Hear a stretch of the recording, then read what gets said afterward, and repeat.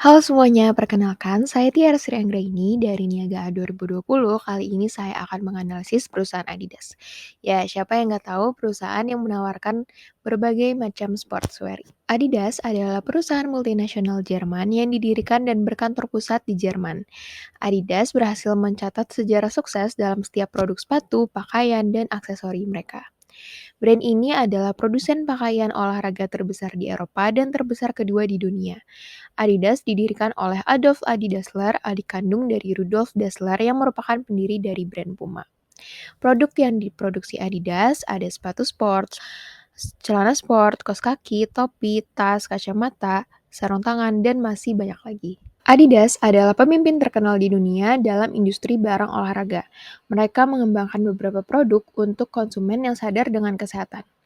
Analisis pastel dari Adidas ini menjelaskan secara rinci tentang aturan dan regulasi yang mereka ikuti. Yang pertama adalah faktor politik atau banyaknya sistem.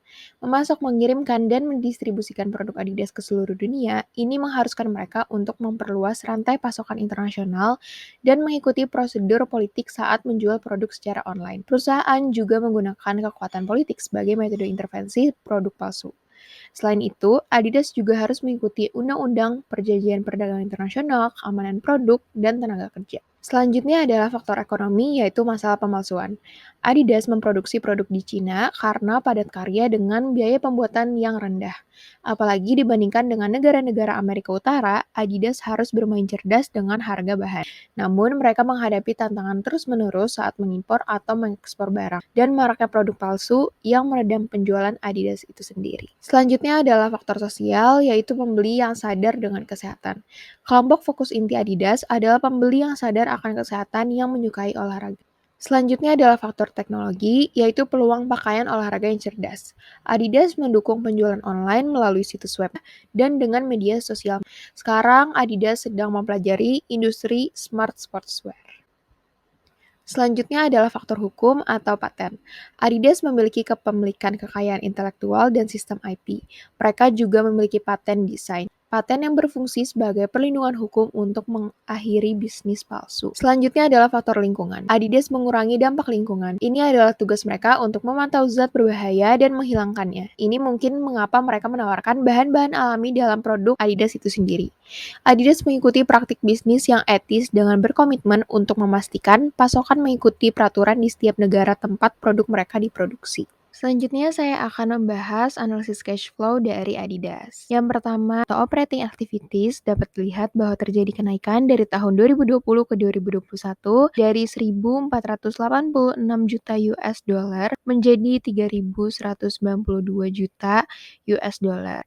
Dengan adanya salah satu perubahan drastis yaitu piutang dan aset lainnya dari 337 juta US dollar pada tahun 2020 menjadi minus 170 juta US dollar dan menambahkan inventories yang semula minus 481 juta US dollar menjadi 125 juta US dollar. Selanjutnya, tukas dari aktivitas investasi dapat dilihat juga dari tahun 2020 ke 2021 terjadi penurunan dari minus 115 juta US dollar menjadi minus 424 juta US dollar. Hal ini dikarenakan adanya pengeluaran item arus kas investasi lainnya yang berjumlah minus 309 juta US dollar. Yang ketiga yaitu kas dari aktivitas pembiayaan atau financing activities dapat dilihat bahwa terjadi penurunan dari 479 juta US dollar menjadi minus 2.991 juta US dollar. Hal ini dikarenakan pada tahun 2021 terdapat pengeluaran untuk item arus kas pembiayaan, pelunasan saham, dan pelunasan utang yang besar. Selanjutnya saya akan menjelaskan mengenai problem dari perusahaan Adidas. Adidas mengatakan mereka kekurangan rantai pasokan sehingga sulit untuk memenuhi peningkatan tajam dalam permintaan konsumen untuk pakaian dengan harga menengah. Kekurangan itu membuat pertumbuhan penjualan dalam 3 bulan pertama tahun 2019 hanya 4%. Salah ini bisa mengurangi hingga 2 poin persentase dari pertumbuhan penjualan tahun 2019 yakni antara 5% dan 8%. Namun investor mendukung hasil perusahaan yang mengungkapkan peningkatan 40% lewat online dan peningkatan penjualan 16% di Cina yang lebih besar. Laba operasional kuartal pertama naik 17%, saham Adidas melonjak lebih dari 6% di Frankfurt dan mengangkat saham rekor tertinggi baru.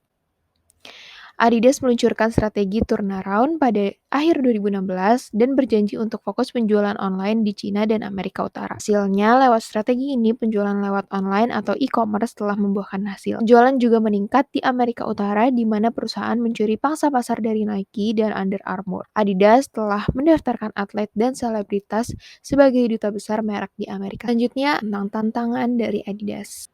Keputusan untuk mengundang Rostert sebagai CEO didasari dengan keyakinan bahwa orang luar akan membawa keberuntungan. Menurut beberapa analisis bisnis, Adidas punya kultur organisasi yang hierarkis, sangat berbeda dengan kultur di AS yang lebih demokratis. Organisasi struktur dan revitalisasi kultur perlu dilakukan oleh Adidas untuk meningkatkan kerjasama inspiratif dan motivasional yang mendorong impulsi-impulsi inovasi. Misalnya, dengan kerja antar divisi olahraga yang berbeda, maka berbagai ide baru dapat diserap. Dengan semakin cairnya batas hierarki, maka pertukaran ide semakin lancar, semakin berkembang. Dan itu, strategi bisnis untuk pasar Amerika Serikat perlu direvisi. Mengingat perbedaan besar minat antara publik AS dan Eropa, tantangan lainnya adalah meningkatkan inovasi high technology.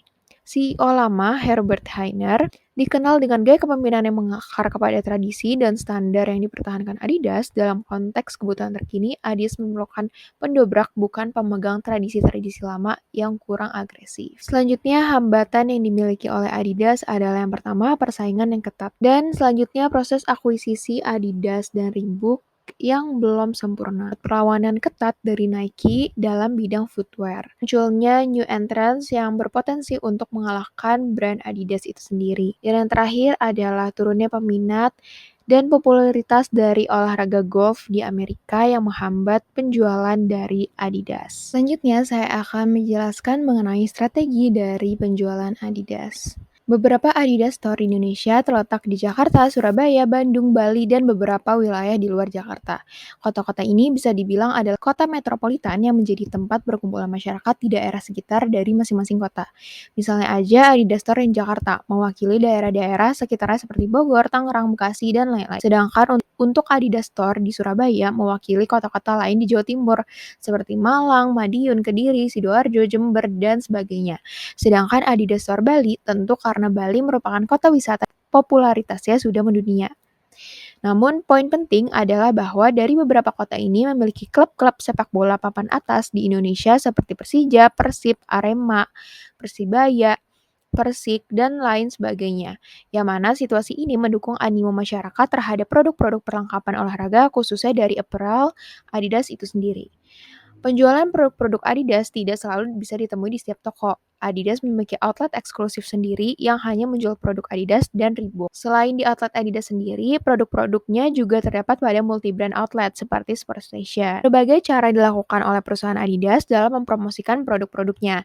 Dimulai dari penggunaan sepatu olahraga oleh atlet sepak bola ternama seperti Messi, Ronaldinho, dan beberapa atlet ternama lainnya.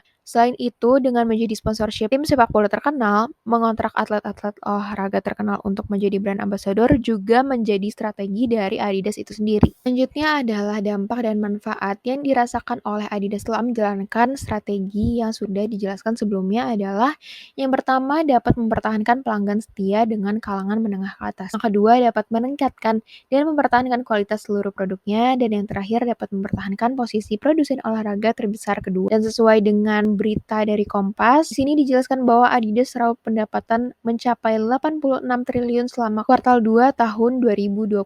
Selanjutnya berikut adalah aktor yang terlibat dari perusahaan Adidas. Berikut adalah executive board-nya. Yang pertama ada CEO yaitu Kasper Roostert. Yang kedua ada CFO atau Chief Finance Officer yaitu Harm Ohimeyer, Global Operation yaitu Gil Steyaert, Global Sales yaitu Roland Auschel, Global Brands Rick Litke. Thank you for watching and thank you for attention.